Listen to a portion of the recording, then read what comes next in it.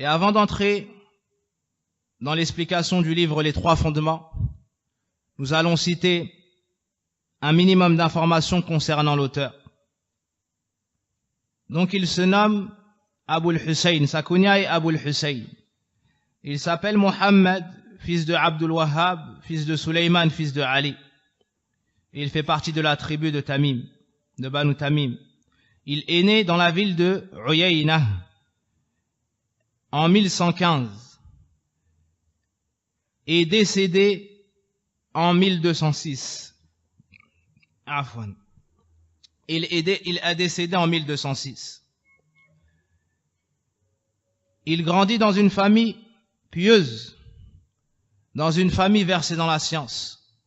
Son père, Abdul Wahhab, était le qadi, le juge de sa région. Et son grand-père, Suleyman, était le mufti de la région. Donc que penser d'un enfant qui a grandi au sein de grands savants? Sans aucun doute, l'enfant qui grandit dans une famille pieuse et qui depuis ses premiers jours entend la parole d'Allah, la parole du prophète sallallahu alayhi wa sallam, a de grandes chances, ba'da tawfiqin min Allah azza wa jal, de grandir dans la piété et la science, et c'est ce qu'il s'est produit pour ce grand savant. Il était très précoce, très intelligent et avait une excellente mémoire.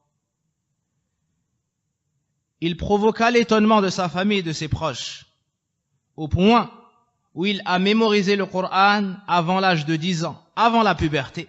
Rahimahullahu ta'ala. Il a appris la science de son père, de sa famille, puis il a voyagé. Il a appris la science des savants de Médine. Il a voyagé fil Hijaz. Il a appris la science également des savants de l'Irak. Il a voyagé fil Basra.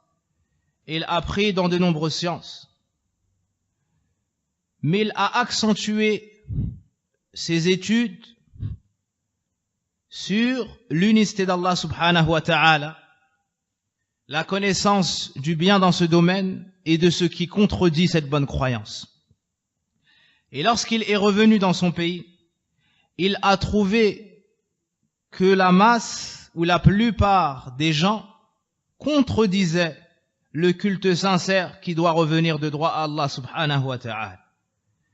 Il a donc prêché son peuple à unifier Allah azza wa jal d'un culte sincère en délaissant tout ce qui est adoré en dehors d'Allah tabaraka wa ta'ala. Et cela est le prêche de tous les messagers et de tous les prophètes.